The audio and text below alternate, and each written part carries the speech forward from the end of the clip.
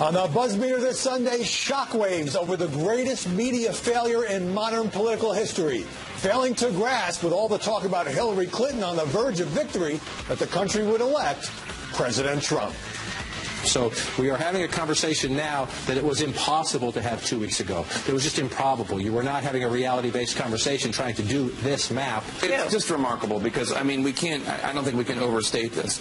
Not only Democrats and the Clinton campaign, not only pollsters and the mainstream media, but Republicans did not anticipate that this night was going to be this way. I think we're all, at least I'm coming to the conclusion today, conclusion's the wrong word, to open to the possibility Donald Trump could be the next president of the United States. Let's be honest, there's no one I know who thought this 3 hours ago. To those who have chosen not to support me in the past, of which there were a few people,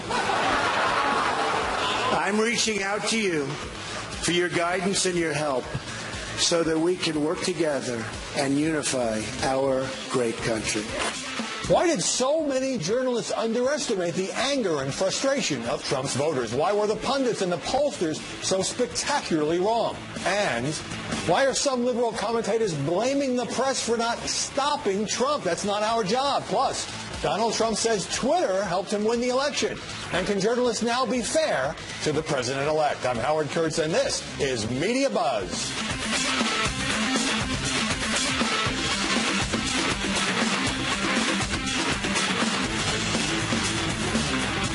The New York Times published a truly extraordinary banner headline after the election. Here it is. Democrats, students, and foreign allies face the reality of a Trump presidency. The clear implication was that many people the paper finds sympathetic remain shocked, even appalled, by the prospect of President Trump. It's virtually impossible to imagine such a Times headline after a Democratic victory. The paper's editor and publisher now saying perhaps Trump's sheer unconventionality led them to underestimate his support and promising to be fair.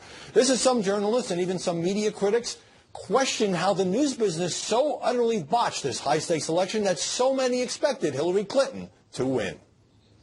It's hard to be a parent tonight for a lot of us. You tell your kids, don't be a bully.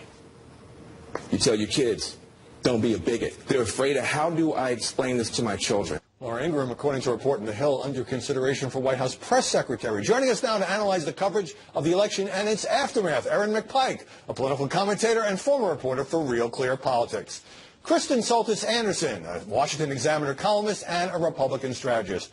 And Julie Roginski, a Democratic strategist and Fox News contributor. Erin, the election is over, and it seems to me that there are still major elements in the media that are kind of being hostile to President-elect Trump. What explains that? I don't know what explains it, but there's still obviously a lot of shock. You showed the New York Times headline from Thursday morning, but we continue to see headlines in the New York Times that are of resignation. I would point you to the Washington Post, where the headlines are more of intrigue and an openness to cover what is to come. But we even saw that Arthur Sulzberger Jr. put out this memo to readers on Friday saying we got it wrong, as you mentioned. They're still trying to figure it out, but they haven't quite gotten there yet. We are seeing today, I looked through the pages of the New York Times, not just the front page, and they are doing stories now on what is actually going on in the Rust Belt. Where were those stories after he won the primary? Well, where were the Mood of the Country the stories? media consensus was the Rust Belt wasn't in play. Hillary Clinton had it locked up. Here's a story in the New York Times. It's a news story, Kristen, from when he met with President Obama at the White House. Mr. Trump, whose campaign drew support from white supremacist groups, sat in front of a bust of the Reverend Dr. Martin Luther King Jr. So are the media risking their credibility with these kinds of news passages and headlines? There are a lot of places, when you look at the election returns, that voted for Obama quite heavily 2 elections in a row. Places like Luzerne County in Pennsylvania that have now flipped and become Trump country. These are not places that have been rejecting President Obama all along. These are places that, for economic reasons, have changed their attitude and decided that Trump is the person who's most likely to... Right, so why did the press not pick up on that during 18 months of campaigning? I think, you saw in a lot of polls that you always had the white working class leaning towards Trump. What was missed was that a lot of, for instance, college-educated white voters, etc., were breaking for Donald Trump. Black voters, Latino voters, the exit polls suggest, broke for Donald Trump in much higher margins than the polls would have suggested. So I think that's actually the group that the media missed. It wasn't the white working class so much, because we knew that they were going to go for Trump. It's a lot of white college-educated professionals, African Americans and Latinos, who voted for Trump even though the media said that would be impossible. Julie, it seems like some of the media just can't come to grips right now with the fact that Trump won. What do you think of that? And why don't you start with your own reaction when you came out of the train station here in Washington? I did. I came here yesterday. I walked out of Union Station. I looked at the Capitol where I used to work, and I said, I just can't believe it. And I think a lot of people, not just in the media, but Democrats like me and others, are in disbelief. I will say, in having thought about this, I think the conclusion that I came to is people like me, and I'll put the blame on myself as well as the media, live in an ivory tower. We live in Washington or we live in New York. We aren't worried necessarily about putting our kids through college. We can afford to do that. We're not worried so much about paying for our health care. We can do that. We're not worried so much about making our mortgage or our rent payments.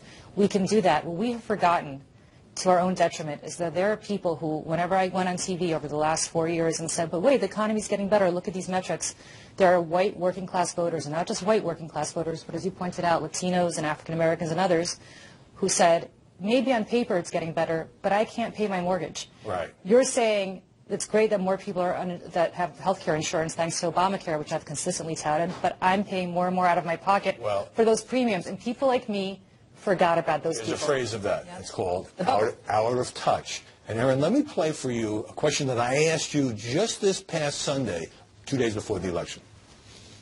Aaron, a number of pundits came out 2 weeks ago and said this race was over, done, Hillary was going to win, who's going to be in her cabinet, no way Trump could pull this thing off. Was that, in retrospect, reckless? And you basically said that it was, and this is when no one thought Trump was going to win. So virtually all of the media were wrong about Hillary Clinton winning this election. What does it say? I mean, Political had a headline that the morning of the election, Trump needs a miracle. How do we now have the pundits coming on saying, well, we're going to tell you what's going to happen in this thing that we said was not going to happen? What do you mean? That the pundits are going to say what's going to happen in a Trump presidency? Yeah. We all just need to cover what's going to happen over the next 70 days. Actually cover what Trump is going to do. Start asking him those questions. Going back to some of your points, I think there was a laziness in leaning on polls versus actually covering what's going on in the country. You know, you and I, Howard, have talked for a long time about how many news organizations are shutting down bureaus and not getting out in the country. This is a moment for news organizations to go back and to reopen their Chicago bureaus and staff them up and actually go out into the country and report on what it is people are talking about and what they want. How about a bureau in Detroit? You know, and the journalists who tried to say, well, Donald Trump has a bigger path than people realize. We played a clip last week of Brian Williams on MSNBC sort of lecturing Mark Halperin, who wasn't saying Trump was going to win, but was going to say, here's how he could get to 270. You're being too optimistic. Well, it turns out Halperin was right. So even when the data were there was a sort of a groupthink about it, where it was or not. Well, there were some states where it was a groupthink problem. So, for instance, in the state of Pennsylvania, the polls only showed Clinton with a slim lead in Pennsylvania, but this narrative was, well, Pennsylvania is always loosey with the football, right? Republicans always think they can win Pennsylvania, but they can't. So there, it was people misreading the data. But there were other states. I mean, Wisconsin, the polls were off by over 6 points. You had a state like Michigan, the polls were off by 3 points. You had Ohio, the polls off by 5 points. The polling errors were not uniform across the country. Polls got some states like New Hampshire, Virginia, perfect. But it was just the right combination of states that led people to think there were pieces that were completely off the board, especially in the upper Midwest. Upper Midwest, right. And if you actually consider those states in play, then suddenly your 80% projection for Clinton has to become much more even. A lot of changes now in the media. For example, Corey Lewandowski, Trump's first campaign manager, resigning from CNN, where he'd been a commentator, is likely to go into the Trump administration. Let me put up on the screen for you the cover of People magazine. It's kind of a standard post-election coverage. You see it there, President Trump. Now inside there's a photo spread dealing with Ivanka Trump and so forth. The magazine took so much heat over this, including from some Hollywood celebrities who said, we're never going to give interviews, we're going to boycott. But the editor had to put out a statement saying this isn't a celebration, it's a news story. Well, he's right, it is a news story. What I find interesting about People magazine is they had their own reporters saying that Donald Trump had assaulted her. And yes, former People writers said this happened a decade ago. This doesn't change that allegation. It doesn't change that at all. But I find interesting is that the same editors who came to her defense are now putting this out. I think there's a little incongruity here. And what I find interesting to some extent is there has been from the media, not with People magazine specifically, but there has been a way of covering, for example, Hillary Clinton that now, I hope, the same kind of attention turns to Donald Trump. For example, the conflict between the Trump organization and their finances and what President Trump will do.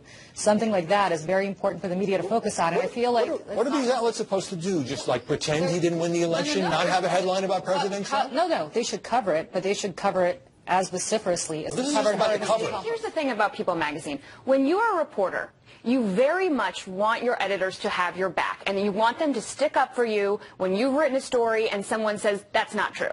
But you can't ever believe that in any dust-up that you get into, or any serious event as she did, that they're going to upend their entire editorial mission.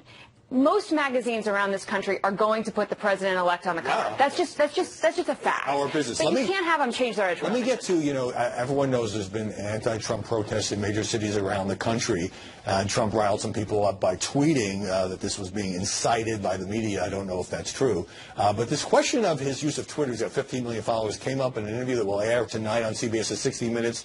Leslie Stahl asked him whether, as president, he would continue to be quite so vociferous on Twitter. Take a look.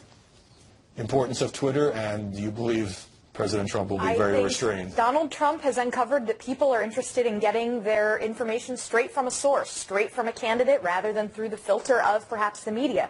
And I think, a lot of the folks that are going to criticize him, and I may well be one of them for not being traditionally presidential, I think what we need to realize is that for a lot of people, traditionally presidential, being very restrained on something like Twitter, is not necessarily what they voted for, that the concept of what is presidential may well be changing. And Julie, this didn't last that long, because this morning, the real Donald Trump, at real Donald Trump, tweets, wow, New York Times is losing thousands of subscribers because of their poor and highly inaccurate coverage of the Trump phenomenon. So he's back to whacking the media. Yeah, schadenfreude is what we all need from our president. Look, I think he has to understand that when the president speaks, markets are moved, foreign policy decisions get made.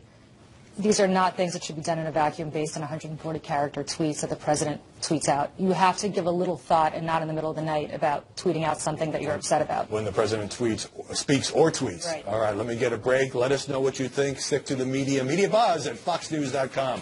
When we come back, Hillary Clinton's campaign chief says one of the reasons she lost was the press was against her. And later, Sharyl Attkisson on media bias, the election outcome, and the coming coverage of the Trump administration. By the way, is New York Magazine going to retract this loser cover? Can you retract a cover? It turns out Hillary Clinton's campaign is also charging media bias now that she's lost the election. Everyone expected her to win. Kristen, in a conference call with donors yesterday, widely reported by the media, Hillary Clinton talked about FBI Chief James Comey renewing that investigation. Into the email, our analysis is that Comey's letter raising doubts that were groundless, baseless, proven to be, stopped our momentum, says Hillary Clinton. Now, we'll never know what would have happened had this not happened. Could it be said that the saturation coverage of Comey's renewed investigation did change the atmosphere? He was already falling in the polls before the Comey letter. And frankly, I mean, if you ask about anything in these last 2 weeks that would have changed a voter's mind, I think something like the Affordable Care Act premiums announcement is going to have much more of an effect on someone's pocketbook than a rehashing of the debate over the emails that we'd already been having for months. So I think the idea that that stopped her momentum, I have a lot of questions about that. Fair enough. I think it stopped her media momentum because that was the story for days. Now, Julie, John Podesta, the former campaign chairman for Clinton, said, according to The Hill on a different conference call, the media always covered her as the person who would be president and therefore tried to eviscerate her before the election, but covered Trump as someone who was entertaining and sort of gave him a pass. Gave him a pass? What do you think? Well, I think, and this is due to Trump, not necessarily the media, started to normalize some of his more, in my mind, reprehensible comments, whether about Judge Curiel or about women or anything else. What do you mean when you say the media normalized? Because when you have, let's remember Mitt Romney had that binder full of women comment, and then the 48% or 47%, everybody went ballistic. It was one misstep, right? Trump had so many time and time again that it almost became normalized. It almost didn't become anything, not one became crazy and something that was anathema to people because so many of them happened that people were starting to get used to it. I will say, look, I think at the end of the day, people voted for hope and change in 2008. Those same people voted for hope and change now. People were promised in the height of the Great Recession that their pocketbooks were going to be fuller, that they were not going to be paying as much for health care, as you pointed out. And it didn't happen. And you can't say that people who voted for Trump are all racist or bigots or anything else. A lot of them were Obama voters twice over. They voted for the same thing. You can't say that, even though some people have been saying that, and we'll talk about that later in the program. Also interesting that now Donald Trump is saying he may preserve some elements of Obamacare, particularly ban on pre-existing conditions and allowing young people under 26 to stay on the parents' policies, which some people could say, oh, he's changing his mind. All presidents-elect go through this. They have to reconcile their campaign promises with reality. But in that Podesta conversation, he said that he was talking about what they view as the over-coverage of the email scandal versus Donald Trump's business conflicts, didn't release his tax returns. But does the Clinton camp really believe the media were not aggressive enough toward Donald Trump?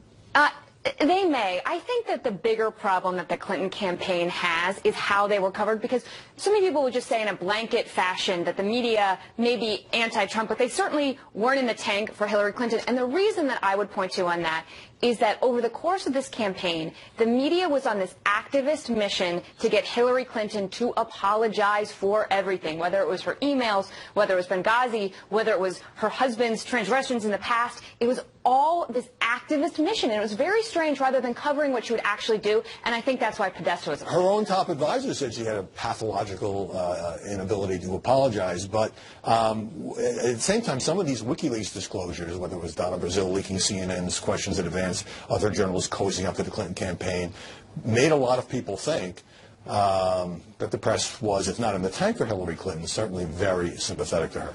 Well, if you take a look, Gallup has been asking this question over the last number of decades. Do you think that the presidential candidates are talking about issues that matter to you? Is that what you hear when you tune into the media and you see what's being discussed? And we hit record lows in this campaign. And I place a lot of blame on, for instance, the Clinton campaign for that. But do you place some blame on the media, which was constantly distracted by, Access Hollywood, all kinds of accusations? Sure. I would love to have seen more coverage of the issues. But you know what? People knew that Donald Trump wanted to build a wall, renegotiate trade deals. He made very clear what he wanted to do. Hillary Clinton had a basket of about 5,000 things that she would talk about variously, and I think that makes it hard for any one message to break through that clutter. All right, we are going to leave it there. Julie Roginski, Kristen Soltis-Anderson, and Aaron McPike, thanks very much for stopping by this Sunday Ahead. Frank Luntz has some brand new polling on how Americans view the coverage of this election.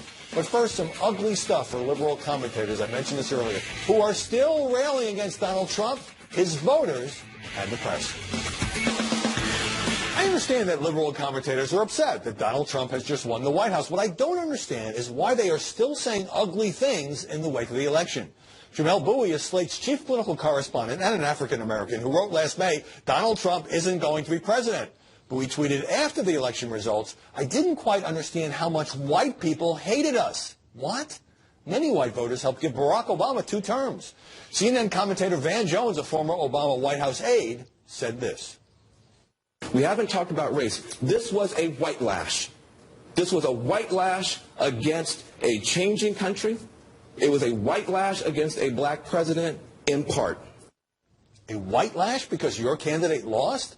It's fine to be critical of Trump, but he did spend time reaching out to the black community. And then there's a guy I respect, media critic Jeff Jarvis, who heads a graduate journalism program at the City University of New York. He said journalism seemed broken, tweeting, quote, my profession failed to inform the public about the fascists they are electing.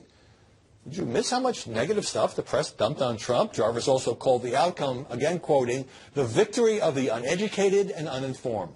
Sorry, it's really unattractive when you call voters dumb because you don't agree with their decision.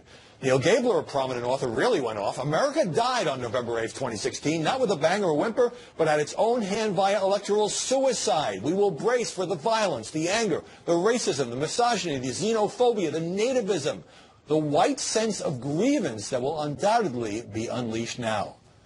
Pretty scary stuff. And what about director Aaron Sorkin? His heroes are usually preachy liberals like Martin Sheen on The West Wing, a program I really liked. In a letter to his daughter and wife posted by Vanity Fair, Sorkin wrote, this is truly horrible.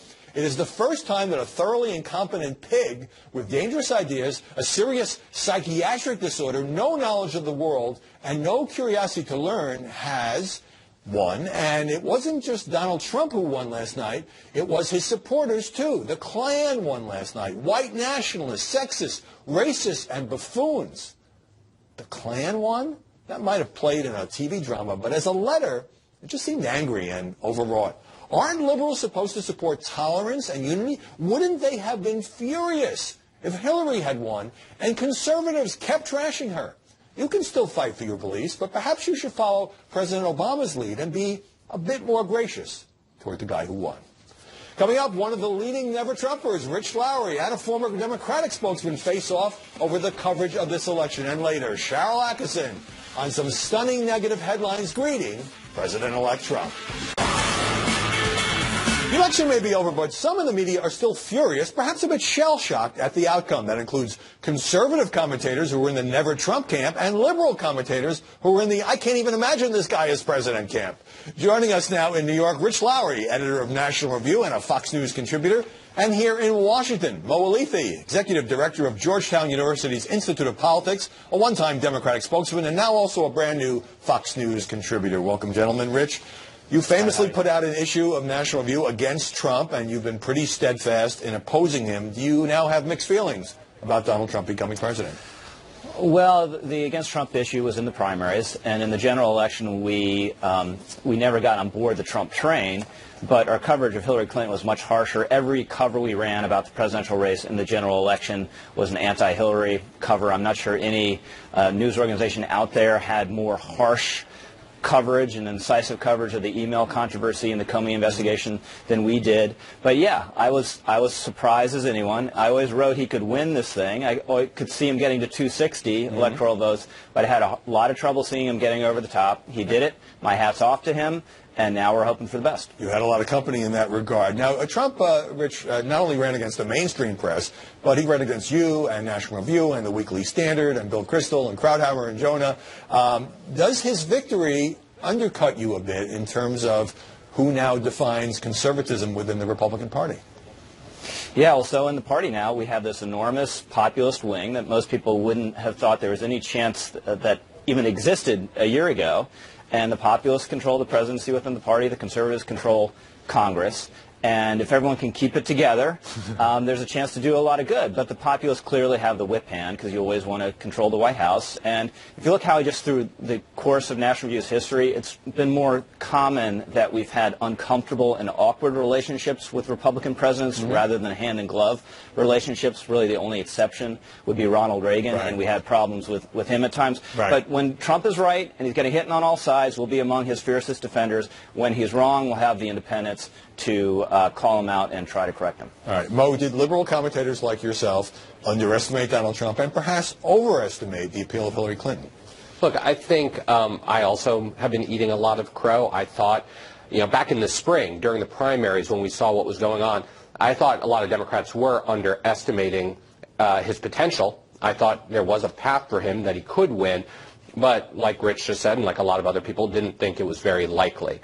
I think one of the problems that too many of us had was that we were too busy looking at this election through an old paradigm, looking at it through a paradigm of left versus right, looking at it through the paradigm of the two candidates, and didn't spend enough time looking at what was happening around the country and this populist wave that swept the country. And I would say that the media, by and large, were guilty of that as well. That's right. Especially looking back. Now, but so when CNN's Van Jones says the election was a white lash against a black president, when Slate's Jamel Bouie says, I didn't realize how much white people hate us, is that adding to the divisiveness in the country? Look, I believe that, again, and I was wrong before, but I believe that there was this incredibly strong, unheard voice in middle America that saw Donald Trump as the vehicle to be heard. It turns out that much of that voice was blue collar, was white. Now, what we need to be careful about is pitting that voice against the Democratic coalition, against African Americans and Hispanics. And where I think the left and Democrats are going to have to go moving forward is figuring out how to bridge these two different constituencies once again, as opposed to just taking one side against another. Let me get Rich back in. When terms like white lash are thrown around, Barack Obama, remember, was not on the ballot this time. Do you think some in the media are going too far in defining this election in strictly and even harshly racial terms? Of course, and it's what always happens. It's very boring, And it's completely wrong. As was pointed out earlier in the program, one of the key swing votes in this election was working class voters who had voted for Obama in 2012 and went for Trump this time. They didn't all of a sudden become hideous racists in the course of 4 years. And I think it's very important for folks on the left to try to extend a little more sympathetic understanding to these working class whites rather than having contempt for them. And Mo's exactly right. You know, you can appeal to both sides. And there used to be Democratic politicians who really tried to do that, like Bill Clinton. It's just this time around, both the Democratic Party and the media just seem to think there was something wrong inherently in even trying to have appeal to these voters. And Mo, I'm hearing some commentators on your side now talk about sexism, that Hillary Clinton couldn't get there, as opposed to all the other reasons we've talked about. She didn't visit Michigan until the very end, the emails, everything else, that she couldn't get there because she's a woman. Does that seem oversimplified? Look, I think it's probably a bit oversimplified. I'm not saying that there isn't inherent sexism in many ways, but I don't think that's what defined this election. What I will say, though, is whether we're talking about racism or sexism, I believe that we've got to try to bridge the gap, and we shouldn't overplay that. But having said that, it is important to realize that the rhetoric that Donald Trump used throughout the election did scare and alienate millions of Americans in a lot of these groups. And so there is still that voice that needs to be heard. I hope the president-elect, just as Democrats, I think, need to reach out and try to be heard by these white, blue-collar voters. Right. He has to begin to do his part to mend that divide with the people who are scared. Rich, I've got half a minute. I mean, Donald Trump ran against the press of all stripes, middle, left, and center. Do you think that was a factor in his victory? It was. Republicans always complain about the press, and oftentimes it just comes off as whiny. I think it had more impact this time because the bias was more obvious, one. And two, it fit into this generalized theme that Trump had that was very powerful, that the system's rigged and our institutions are failing us. And the press is still, incredibly biased. If Trump supporters were out in the thousands after Hillary Clinton victory and breaking things and smashing windows and throwing things at cops, it would be front page news. There would be a tsunami of criticism throughout the media, and we're hearing none of that about these anti-Trump protesters. I can't disagree with that. And on that point, Rich Lowry, Mo Alithi, thanks very much for joining us.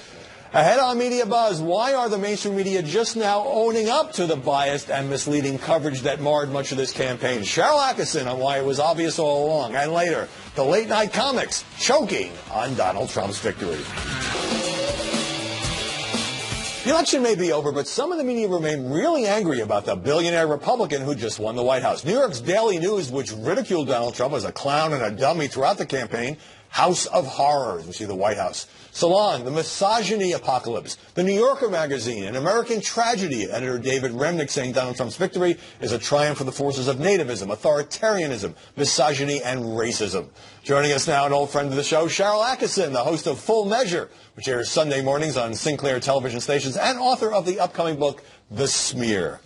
So for a year and a half, you were among the few voices that were saying, don't underestimate Donald Trump, don't write him off, don't minimize his appeal. Now you have lots of journalists coming out saying, boy, we got it wrong, we blew it. I think part of that is because I'm not a political insider. I wasn't looking at the polls for my results and predictions. I was listening to ordinary people, listening to anecdotes, traveling the country, and asking my friends, liberals, conservatives, and those who are in between.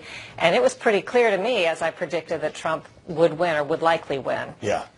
Well, do you think there's kind of a groupthink that sets in a situation like this where everyone the journalists know is against Trump, everyone on their Twitter feed is mocking Trump, perhaps in many cases reinforced by their own personal biases that this guy who never held political office was not fit for the White House? Absolutely. You put your finger on it. And I think that in the big picture, to me, the media has we've allowed ourselves to be infiltrated by political operatives, meaning we hire them, we welcome them into our newsroom, they work, ideological people work in the news department, they shape coverage, they work as managers, and that's one reason why I think you had a whole rash of news outlets actually trying to overtly, and admit they were doing this, convince people who to vote for, rather than just bring the facts and report on the campaign. But don't you think that viewers on all the networks who see these political commentators, many of them, 2 days removed from the previous campaign on the right or the left, know that these are partisans and don't view them, or do they now view them as kind of like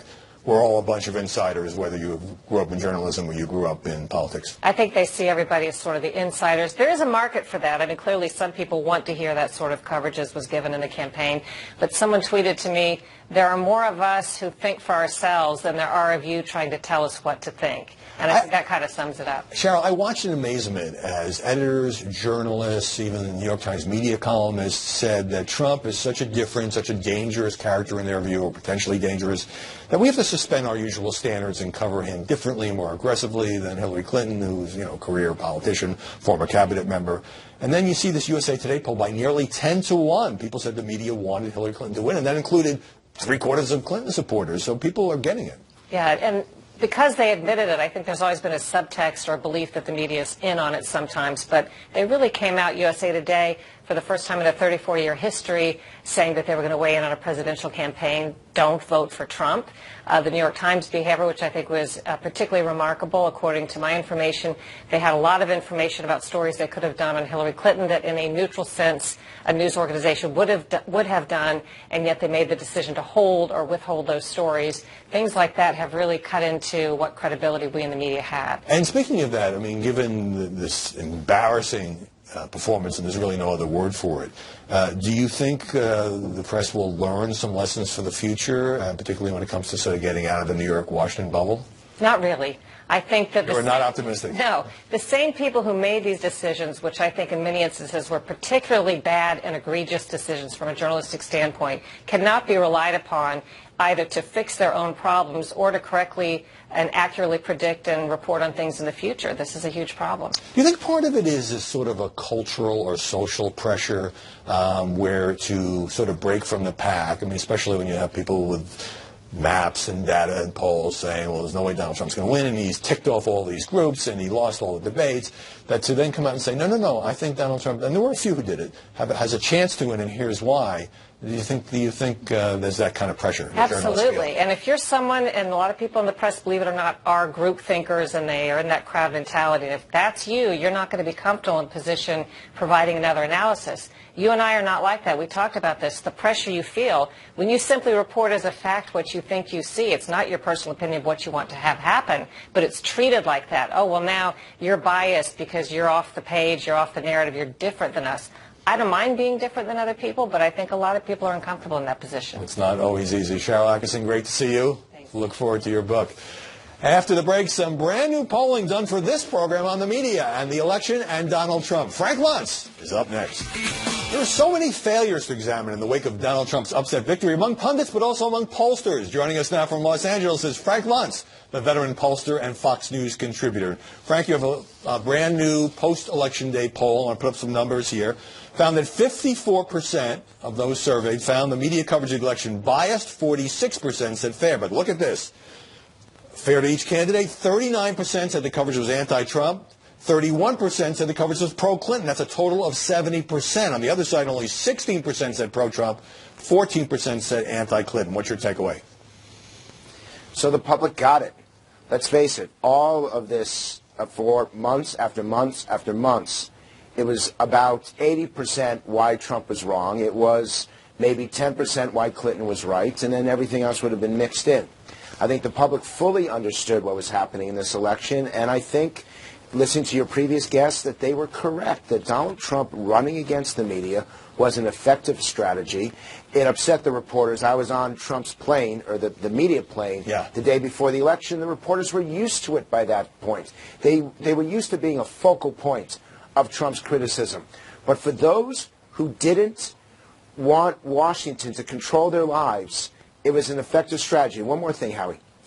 What I found interesting was in the exit polls, when we studied why they were so wrong in state after state after state, it's because Trump voters refused to participate. It's not that they lied. It's not that they changed their information when they were filling out the ballot. It's that they said, I don't want to do this. I don't want to help the media. I don't want to help the establishment. I'm not going to take that poll. No one knew that it was that deep and that passionate until Election Day, and this is going to continue well into the administration. Yeah, polls often have trouble measuring passion. Hillary Clinton, we should say, did win or is winning the popular vote, but because that's not how you get elected president. You got to get to 270. Exactly. Now, you made a little news on Election Day with an interview with Yahoo. Let me play a little bit of that. starting tonight on this show, no one will call me a Republican again, because I'm not part of this. I'm not part of that system. I'm not part of that negativity. Now, you go way back. You worked with Newt Gingrich in 1994 in the contract with America. What do you mean no one will call you a Republican again? Because it's not appropriate, because I've tried over the last 2 years to tell it straight. I did this on 60 Minutes. I did it for the New York Times. I did it for Time Magazine, and for the BBC, trying to be correct, trying to be accurate, and not taking a point of view. And for you to label me, for the media to label me a Republican, is not proper. There are some people who come on, like James Carville, who is always going to take the Democratic perspective, and there's some people who come on who will always take the Republican perspective. My job is to be accurate and to be precise and to not take any side. And I've just had it with this labeling, because we know that... Well, you've had a lot of Republican clients over the years. I think that's part of the labeling. But you also said in that interview, we just played it, that you're not part of the negativity. So the impression that I got is you were not happy with the way Donald Trump ran his campaign, and you didn't want to be associated with that either. I was not happy with the entire tone. I was not happy with the debates because there wasn't enough substance. It was all about personality. I was not happy with the advertising. Less so. The Chris Wallace debate was the exception. The Chris Wallace debate actually showed people that you could have a real conversation about issues and you could understand where the candidates were coming from. And he deserves tremendous kudos. But Howard, for the most part, this campaign was the most negative of anything I've experienced in the 30 years that I've been doing it. And there has to be a way for people to unite. There has to be common ground. If you really want to get tax reform, if you really want to get an anti-poverty program, if you really want the U.S. to reestablish itself in the world order, then you're going to have to work across the aisle to get these things done. Let me sneak in one more question. You said in an essay in Time Magazine, Frank, that you were shocked by the outcome, that there was an echo chamber in the media and political establishment, the certainty that a guy like Trump could never win. Did you fall prey to that echo chamber like a lot of people? I absolutely thought, when I saw the exit polls, and they had +5, +6 in states like Michigan, Pennsylvania, Ohio was dead even, Florida, Clinton had the lead. I was sure that Clinton was going to win. I had no doubt, based on the exit polls. And they were your exit polls. They were Fox News exit polls, and it was clear. And then when the election result happened, I was as stunned as anybody.